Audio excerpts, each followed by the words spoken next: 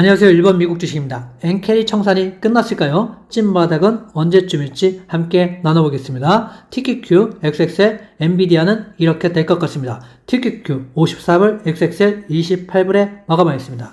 먼저 리빙 바이 쉐어링님 소중한 슈퍼땡스 감사드립니다. 엔캐리 청산이 끝났을까요? 아직은 아니라고 봅니다. 뭔가 터지면 한 번에 끝나는 경우는 드물기 때문에 이번도 여지는 있을 수는 있습니다. 물론 어느 정도 정리됐다고 현재는 보고 있고요. 엔한이 이제 하락을 멈추고 횡보하고 있고 지금 다시 상승을 하려고 하는 중입니다. 니케이 225도 지금 이렇게 큰 음봉을 만회하면서 다시 상승을 하려고 하고 있습니다. 아직 하락을 다 덮을 만큼 상승한 건 아니니 조금 더 지켜보면 좋을 것 같습니다. 삼성전자도 HBM3를 8단 엔비디아 테스트를 통과했다는 보도와 함께 지금 상승 중에 있습니다. 전체적으로 분위기는 좋아지고 있는 것 같습니다. 10년물 국채를 보시면 이렇게 급격하게 하락하다가 다시 반등하는 모습을 보여줬습니다. 약간 지금 경기 침체에 대한 우려가 사라지고 있는 분위기인 듯 합니다. TLT를 보면 급격하게 상승 후 다시 이렇게 하락하는 모습을 보여주고 있습니다. 금리 인하를 9월에 할 가능성은 없지만 언제 해야 될지는 조금 더 지켜봐야 될 것 같습니다. 기술적 반등이 나오는 추세입니다. 여기에 기술적 반등이 아닌 찐 반등이 되려면 이번 주 상승장으로 마감을 해야 됩니다. 그렇지 못한다면 기술적 반등으로 끝날 수 있어 보이고요. 지금 엔비디아는 다시 상승을 하고 있습니다. 그리고 메타, 그리고 테슬라도 좋은 모습을 보여주고 있고요. 지금 슈마컴의 실적 발표 이후 지금 애프터장에서 살짝 하락하고 있지만 지금 다시 어느 정도는 회복을 하고 있기 때문에 전체적인 지수는 좋을 수도 있다라고 보여집니다. 공포와 탐욕 지수도 지금 21까지 내려왔습니다. 극도의 공포 구간입니다. 저는 계속 분할 매수를 진행하고 있습니다. 바닥을 못 잡을 수도 있지만 무릎 정도는 된다라고 보여집니다. 아직 좀 더 하락할 수 있으니 무리하게 들어가면 위험할 수 있고요. 조금씩 들어가는 건 괜찮아 보입니다. 변동성은 크게 상승 후 다시 이렇게 좀 빠져가는 모습이고요. 풋콜 옵션 같은 경우는 지금 1을 향해서 열심히 가고 있는 중입니다. 만약에 1까지 이런 식으로 도달을 한다면 그때는 여러분들이 어느 정도 분할 매수에 임해야 된다라고 보는 시기처럼 보여지고 있습니다. 슈마컴은 실적은 상당히 안 좋았습니다. 반등의 분위기에 찬물을 끼얹는 아주 안 좋은 실적입니다. 하지만 다음 분기는 어느 정도 좋을 수 있다라고 얘기를 하면서 전체적으로 시장을 다시 한 번 더 끌어올릴 수 있을 수도 있습니다. 그래서 본장을 어느 정도 보고 판단을 하시면 좋겠고요. 슈마컴이 현재 마이너스 10% 이상입니다. 나스닥 100을 보시겠습니다. 200일선에 지금 다 있는 상황입니다. 그래서 200일선까지 왔으니까 지금 현재 상황에서는 기술적 반등도 나올 수 있는 상황, 그리고 전체적으로 어느 정도 시장이 어느 정도 하락을 했기 때문에 충분히 분할 매수로는 괜찮다. 하지만 지금 몰빵할 단계는 아닌 만큼 괜찮은 시기에 와 있다라고 볼 수 있겠습니다. S&P 500도 지금 반등을 하고 있습니다. 하지만 이번 계속 상승을 하기 위해서는 많은 힘이 조금 있어야 될 것 같습니다. 기간 조정은 어느 정도 필요해 보이고요. 가격적인 조정은 그래도 많이 했기 때문에 개인적으로 어느 정도 상승을 좀 해줘야 될 것 같다고 보고 있습니다. 나스닥 정화 보시겠습니다. 작년 3개월 동안 하락했던 분을 지금 1개월 만에 하락을 했습니다. 그래서 충분히 가격적인 조정은 왔고요.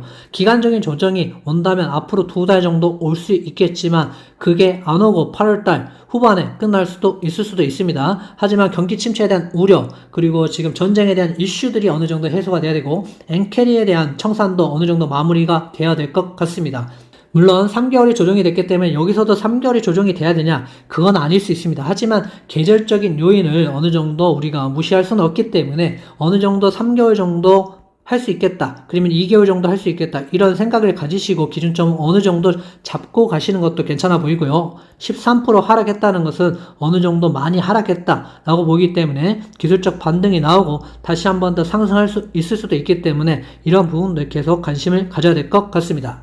QQQ 같은 경우는 이렇게 크게 하락 후에 다시 기술적 반등이 어느 정도 나왔습니다. 하지만 이번 주에 계속 상승을 해줘야지만 기술적 반등에서 그리고 다시 상승 추세로 이어갈 수 있을 듯 하고요. 다시 한 번 더 하락을 한다면 그때 다시 한 번 더 모아가기 위해서는 지금 너무 무리해서 들어가기보다는 나중을 대비해서 현금도 어느 정도 가지고 있어야 될 것 같습니다.